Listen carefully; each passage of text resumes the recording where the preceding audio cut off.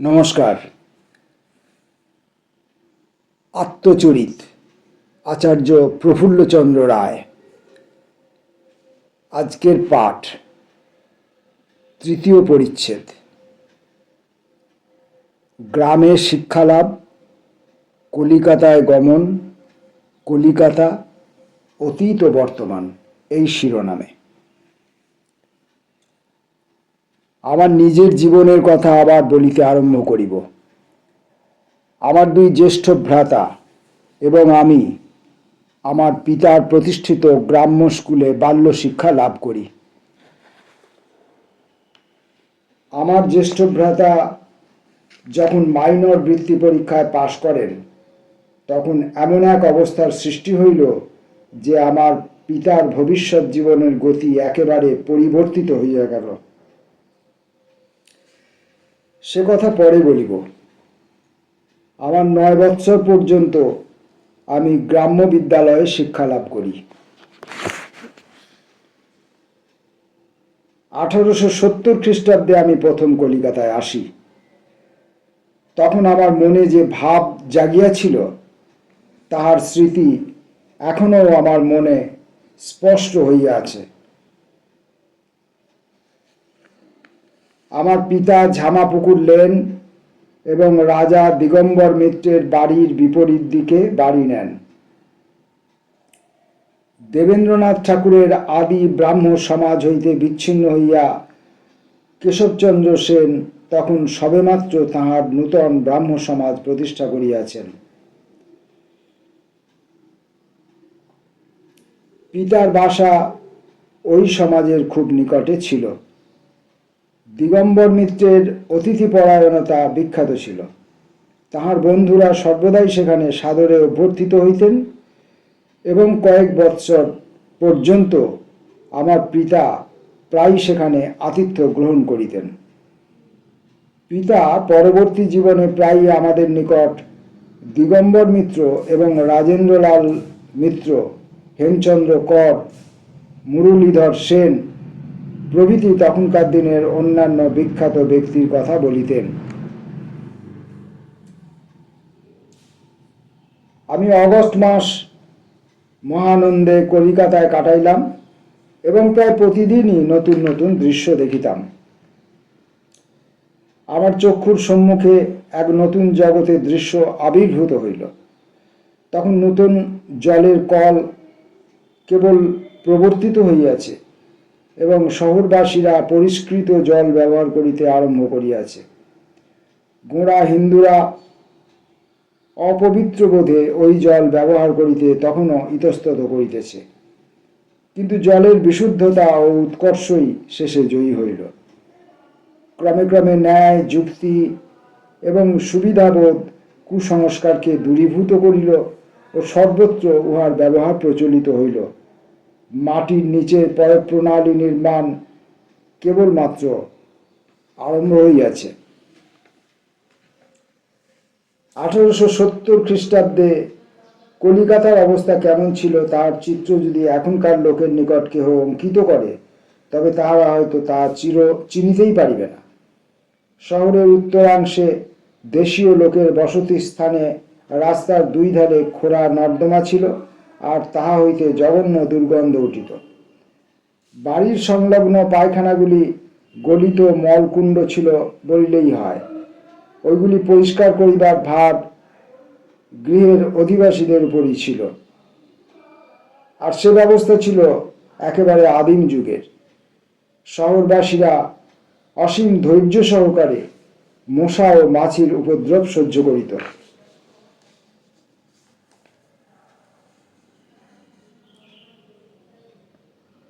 এই প্রসঙ্গে একটি কবিতার কথা, কবির নাম স্মরণ করতে পারছি না, মনে পড়ে। দিনে মাছি রাতে মশা, না, দিনে মশা রাতে মাছি, দিনে মশা রাতে মাছি, এই নিয়ে কলকাতায় আছি। সম্ভবত এই কবিতাও অনেক পরবর্তীকালে লেখা। যে সময়ের কথা প্রফুল্লচন্দ্র রায় বলছেন সেই সময় নয়, আরো অনেকটা পরবর্তীকালের সময়। ফিরে আসি। সুয়েজ খাল তখন সবেমাত্র খোলা হইয়াছে, কিন্তু হুগলি নদীতে মাত্র কয়েকখানি সাগরগামী স্টিমার ছিল। তখনও অসংখ্য পালের জাহাজ ও তাহার মাস্তুলে হুগলি নদী আচ্ছন্ন। হাইকোর্ট এবং মিউজিয়ামের নতুন বাড়ি প্রায় শেষ হইয়া আসিয়াছে। তখনও কলিকাতায় কোনো চিড়িয়াখানা হয় নাই। তবে মার্বেল প্রাসাদের রাজা রাজেন্দ্র মল্লিকের বাড়ি একটা ছোটোখাটো চিড়িয়াখানা ছিল এবং বহু দর্শকের ভিড় সেখানে হইত। হুগলি নদীর ধারে তখন 8 ডজনেরও কম জুট মিল ছিল।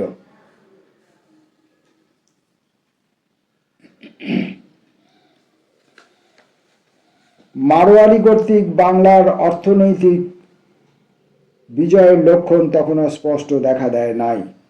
এই বিজয় অবশ্য একটি প্রবল যুদ্ধে করা হয় নাই। ক্রমে ক্রমে ধীরে শান্তভাবে তাহারা বাংলাদেশকে আর্থিক যুদ্ধে পরাস্ত করিয়াছে।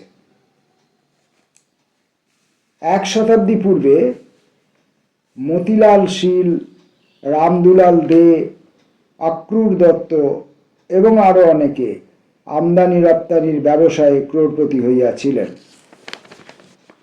পরবর্তীকালে শিবকৃষ্ণ দাঁ এবং রাজা ঋষিকেশ লাহার পূর্বপুরুষ প্রাণকৃষ্ণ লাহা যথাক্রমে আমদানি, লৌহ ব্যবসায়ে এবং বস্ত্র ব্যবসায়ে প্রভূত ঐশ্বর্য সঞ্চয় করিয়াছিলেন।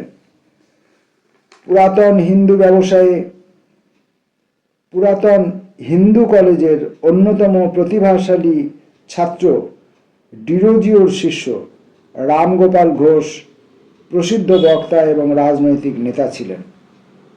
তাহাকে বিলাতের এক পত্র ভারতীয় ডেমস্থেনিস এই আখ্যা দিয়াছিলেন।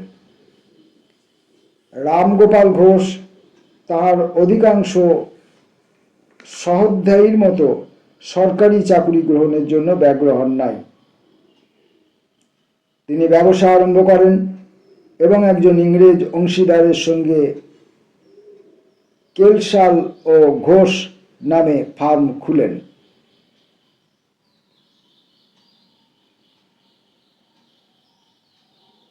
রামগোপাল ঘোষের বন্ধু ও সতীর্থ প্যারীচাঁদ মিত্র সরকারি চাকুরি অপেক্ষা ব্যবসা বাণিজ্যই বরণীয় মনে করিয়াছিলেন। তাহার আমেরিকার সঙ্গে ব্যবসায় ছিল। ব্রিটিশদের আগমনের প্রথম সময় হইতেই বাঙালিরা ইউরোপীয় ব্যবসায়ী ফার্মসমূহের বেনিয়ান মুৎসুদ্দি ছিলেন এবং এই উপায়ে তাহারা বহু অর্থ সঞ্চয় করিয়াছেন।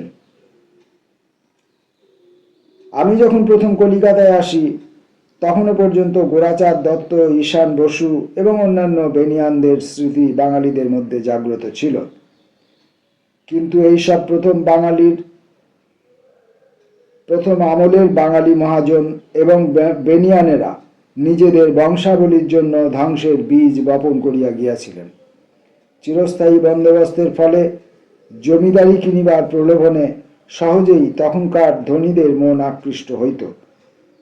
আর একদিকে সূর্যাস্ত আইন এবং অন্যদিকে মালিকদের আলস্য, বিলাসিতা ও উচ্ছৃঙ্খলতার জন্য জমিদারিও সর্বদা নিলামে চড়িত। জমিদারির প্রতিষ্ঠাতারা সাধারণত স্বনামধন্য ব্যক্তি ছিলেন, নিজেদের শক্তিতে জমিদারি করিতেন। সুতরাং তাহারা প্রায়ই উচ্ছৃঙ্খল স্বভাবের লোক হইতেন না। কিন্তু তাহাদের বংশধরেরা রূপার ঝিনুক মুখে লইয়াই জন্মগ্রহণ করিত। নিজের চেষ্টায় কিছুই তাহাদের করিতে হইত না এবং ইহাদের চারদিকে মোসাহেব ও পরগাছার দল ঘিরিয়া থাকিত। সুতরাং তাহারা যে বিলাসী ও উচ্ছৃঙ্খল হইত ইহা আশ্চর্যের বিষয় নয়। তাহারা নিজেদের মানসিক উন্নতির জন্য কোনো চেষ্টা করিত না, কেবল বিলাস ব্যসনে ডুবিয়া থাকিত। অলস মস্তিষ্ক শয়তানের কারখানা। ডাক্তার জনসনকে একবার জিজ্ঞাসা করা হয়, জ্যেষ্ঠাধিকারের পরিণাম কি? তিনি উত্তর দেন যে ইহার ফলে পরিবারে কেবল একজন নির্বোধকেই সৃষ্টি করা হয়। কিন্তু হিন্দুদের এবং ততোধিক মুসলমানদের মধ্যে উত্তরাধিকার ব্যবস্থায় পৈতৃক সম্পত্তি অসংখ্য সমান অংশে বিভক্ত হয় এবং তাহার ফলে অসংখ্য মূঢ়, নির্বোধ ও উচ্ছৃঙ্খলের আবির্ভাবের পথ প্রস্তুত হয়।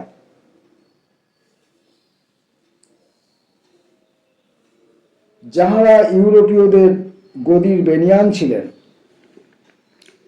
অথবা যাহারা ব্যবসা বাণিজ্যে সাফল্য লাভ করিয়াছিলেন, তাহাদের বংশধরেরা যে পরিশ্রমী, কর্মঠ, উদ্যোগী ও সহিষ্ণু মারবাড়, যোধপুর, বিকানিরের অধিবাসীদের দ্বারা ক্রমে ক্রমে বাণিজ্য ক্ষেত্র হইতে বহিষ্কৃত হইবে, ইহাই স্বাভাবিক।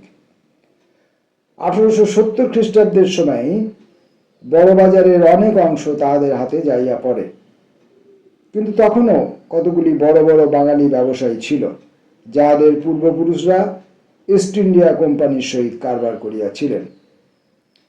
কিন্তু সুয়েজ খাল খোলার পর হইতে প্রাচ্যের সঙ্গে ব্যবসা ক্ষেত্রে যুগান্তর উপস্থিত হইল। ইহার ফল কিরূপ হইয়াছে তা কলিকাতার 1870 সালের আমদানি রপ্তানির হিসাবের সঙ্গে 1927-28 সালের হিসাবে তুলনা করিলেই বোঝা যায়।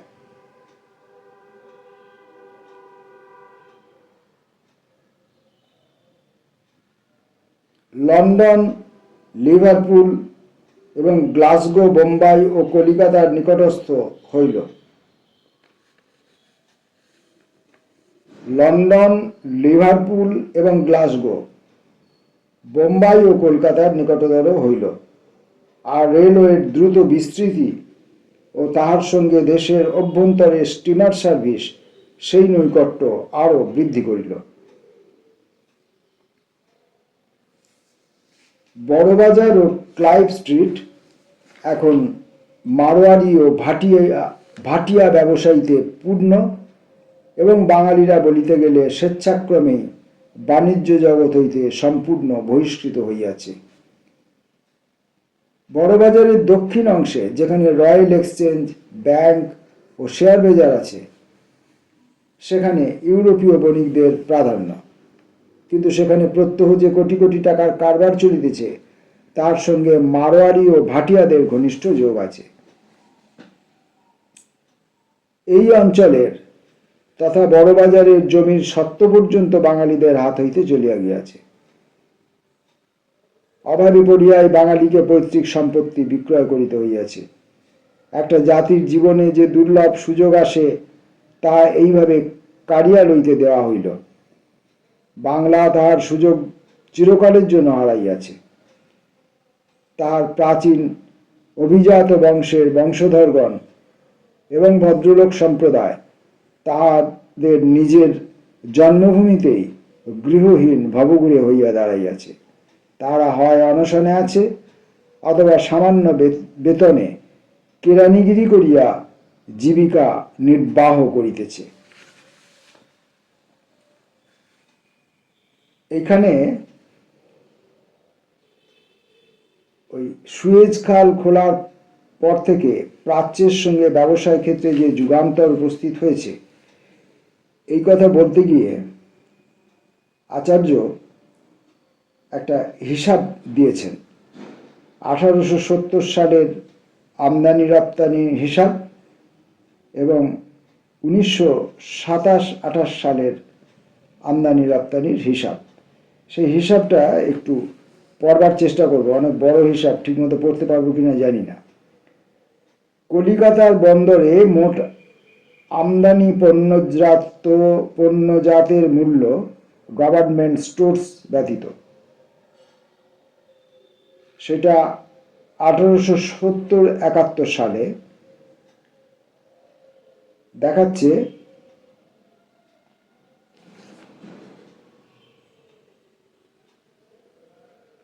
16,93,98,180 টাকা। 1870-71 সালে 16,93,98,180 টাকা। সেটা 1927-28 সালে দাঁড়ালো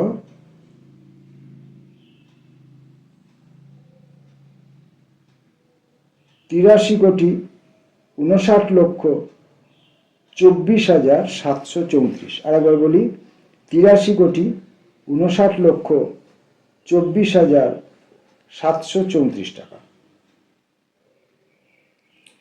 কলিকাতার বন্দর হইতে মোট রপ্তানি পণ্যজাতের মূল্য, ওই আগেরটা ছিল আমদানির হিসাব, এবার মোট রপ্তানি পণ্যজাতের মূল্য গভর্নমেন্ট স্টোর্স ব্যতীত, ভারতীয় পণ্যদ্রব্য, বিদেশি পণ্যদ্রব্য, এই দুটো ভাগে হিসাবটা দেখানো হয়েছে। ভারতীয় পণ্যদ্রব্য 1870-71 সালে ছিল 22,57,82,935 এবং সেটা 1927-28 সালে গিয়ে পৌঁছায় 167,67,38,779 টাকায়। এবং বিদেশি পণ্যদ্রব্য যেটা রপ্তানি হতো সেটার হিসাব দিয়েছেন 29,38,553 টাকা, যেটা 27-28 সালে গিয়ে দাঁড়ায় 70,95,822। তাহলে মোট রপ্তানি দাঁড়াচ্ছে 70-71 সালে 22,77,21,488 এবং 1927-28 সালে মোট রপ্তানি দাঁড়াচ্ছে 138,38,34,601 টাকা। অর্থাৎ দেখা যাচ্ছে যে 70-71 সাল থেকে 1927-28 সালে এই আমদানি এবং রপ্তানির মূল্য উভয় ক্ষেত্রেই প্রায় 6 গুণ বেড়েছে। আমরা ফিরে আসব আচার্যের মূল লেখার মধ্যে। এখন আমার নিজের কথা বলি। আমার সর্বজ্যেষ্ঠ ভ্রাতা মাইনর ছাত্রবৃত্তি পরীক্ষা পাশ করাতে তাহাকে শিক্ষা শেষ করিবার জন্য কলিকাতায় আসিতে হইল। আমার অগ্রজ এবং আমি এমই পরীক্ষা দিবার জন্য প্রস্তুত হইতেছিলাম। আমার পিতার পক্ষে এখন একটা গুরুতর অবস্থার সৃষ্টি হইল। তিনি সাধারণ পল্লীবাসী ভদ্রলোকের চেয়ে বেশি শিক্ষিত ছিলেন এবং কাব্য সাহিত্য প্রভৃতি উত্তম রূপে অধ্যয়ন করিয়াছিলেন। সুতরাং তাহার ছেলেরাও যাহাতে তৎকালীন উচ্চতম শিক্ষা পায়, এই জন্য তিনি ব্যগ্র ছিলেন। তখনকার দিনে আমাদের গ্রাম হইতে কলিকাতায় আসিতে নৌকায় 3-4 দিন লাগিত, কিন্তু বর্তমান রেলওয়ে ও স্টিমার যোগে পথের দূরত্ব কমিয়া গিয়াছে। এখন 14 ঘন্টায় আমাদের গ্রাম হইতে কলিকাতায় আসা যায়। তখন বিশ্ববিদ্যালয়ের পরিদর্শনাধীনে কোনো প্রাসাদ তুল্য হোটেল বা মেস ছিল না। হোটেল না হোস্টেল, যাই হোক, আমার পিতার সম্মুখে 2টি মাত্র পথ ছিল। প্রথম, একজন শিক্ষক অভিভাবকের অধীনে কলিকাতায় তাহার ছেলেদের জন্য একটি পৃথক বাসা রাখা। দ্বিতীয়, গ্রাম হইতে নিজেরাই কলকাতায় আসিয়া বাস করা এবং স্বয়ং ছেলেদের তত্ত্বাবধান করা। কিন্তু এই শেষোক্ত পথেও অত্যন্ত অসুবিধা ছিল। আমার পিতা বড় জমিদার ছিলেন না এবং উপযুক্ত বেতন দিয়া কোনো বিশ্বস্ত কর্মচারীর উপর গ্রামের সম্পত্তির ভার ন্যস্ত করা তাহার পক্ষে সম্ভবপর ছিল না। তাহার জমিদারি কতগুলি ছোট ছোট তালুকের সমষ্টি ছিল এবং তিনি ব্যাংকিং ও মহাজনীর কারবারও আরম্ভ করিয়াছিলেন। এই শেষোক্ত কারবারে তিনি সম্পত্তি বন্ধক রাখিয়া বহু লোককে টাকা ধার দিয়াছিলেন। সুতরাং তাহার পক্ষে গ্রামে থাকিয়া ওই সম্পত্তি ও কারবার নিজের দেখা অপরিহার্য ছিল। দীর্ঘকালের জন্য গ্রাম ছাড়িয়া দূরে বাস করা তাহার পক্ষে স্বভাবতই ঘোর ক্ষতিকর। কোন পথ অবলম্বন করা হইবে তাহা লইয়া আমাদের পরিবারে আলোচনা চলিতে লাগিল। আমার মনে আছে, পিতা ও মাতার মধ্যে ইহা লইয়া প্রায় আলোচনা হইত এবং এ বিষয়ে কোনো নিশ্চিত মীমাংসা করা তাহাদের পক্ষে কঠিন ছিল। অবশেষে স্থির হইল যে পিতামাতাই ছেলেদের লইয়া কলিকাতায় থাকিবেন, অন্যথা অল্পবয়স্ক ছেলেদের পক্ষে বিদেশে বাসা প্রভৃতির বন্দোবস্ত করিয়া থাকা অসম্ভব। আমার পিতা তাহার পল্লী জীবনের একটি অভ্যাসের কথা বলিয়া প্রায় ক্ষোভ প্রকাশ করিতেন। পল্লীর যে ভদ্র সমাজের মধ্যে তাহাকে বাস করিতে হইত, তাহার বিরুদ্ধে তিনি অনেক সময় অভিযোগ করিতেন। পল্লীর ভদ্রলোকেরা সম্পূর্ণ ভিন্ন জগতে বাস করিতেন। হাফেজ, সাদি এবং বিখ্যাত ইংরাজ সাহিত্যিকদের গ্রন্থ পাঠে তাহার মন ও চরিত্র গঠিত হইয়াছিল। যিনি রামতনু লাহিড়ীর পদমূলে বসিয়া শিক্ষা লাভ করিয়াছিলেন, তিনি শিক্ষায় অর্ধ শতাব্দী পশ্চাৎপদ, কুসংস্কার গ্রস্ত ও গোঁড়ামিতে পূর্ণ লোকেদের সংসর্গে আনন্দ লাভ করিবেন, ইহা প্রত্যাশা করা যায় না। দুই একটি দৃষ্টান্ত দিলে আমার বক্তব্য পরিস্ফুট হইবে।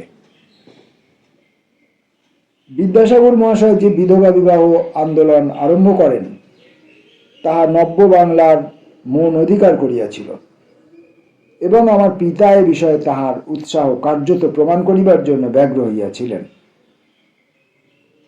আমাদের গ্রামের স্কুলে মোহনলাল বিদ্যাবাগীশ নামে একজন পণ্ডিত ছিলেন। টলে পড়া শিক্ষিত ব্রাহ্মণ হইলেও তিনি তাহার পৈতা ত্যাগ করিয়াছিলেন। এই পণ্ডিত সহজেই বিধবা বিবাহ করিতে সম্মত হইলেন।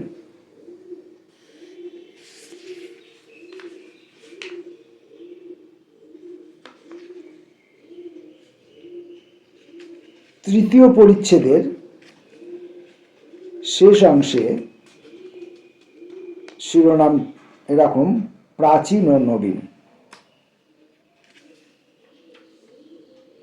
এই ধর্মবিরুদ্ধ বিবাহের কথা দাবানলের ন্যায় চারিদিকে ছড়াইয়া পড়িল এবং শীঘ্রই যশোহরে আমার পিতামহের কানে যাইয়া পৌঁছিল।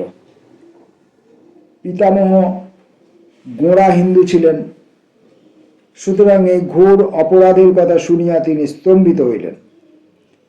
তিনি পালকির ডাক বসাইয়া তাড়াতাড়ি যশোহর হইতে রারুলিতে আসিলেন এবং বিবাহ বন্ধ করিতে আদেশ দিলেন।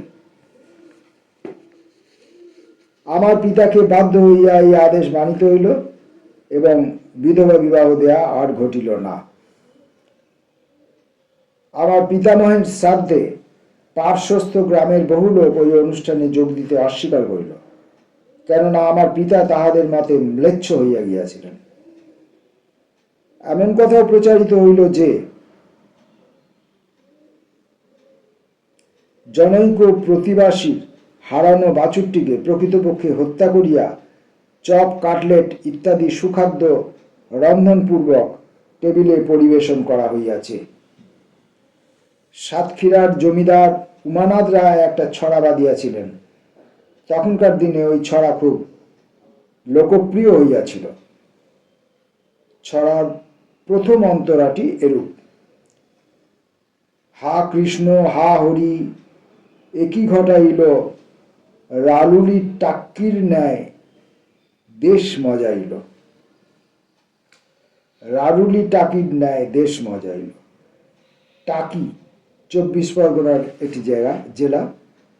কালীনাথ মুন্সী রামমোহন রায়ের সংস্কার আন্দোলনের সমর্থক ছিলেন কালীনাথ মুন্সী। সেই কারণে গ্রামের গোঁড়ারা তাহার উপর খড়গহস্ত ছিল। সেই টাকির সঙ্গে তুলনা করা হচ্ছে রারুলির। হা কৃষ্ণ হা হরি, একই ঘটাইল রারুলি টাকির ন্যায় দেশ মজাইল। আচার্যের আত্মজীবনীর আত্মচরিতের তৃতীয় পরিচ্ছেদের পাঠ শেষ হল। নমস্কার।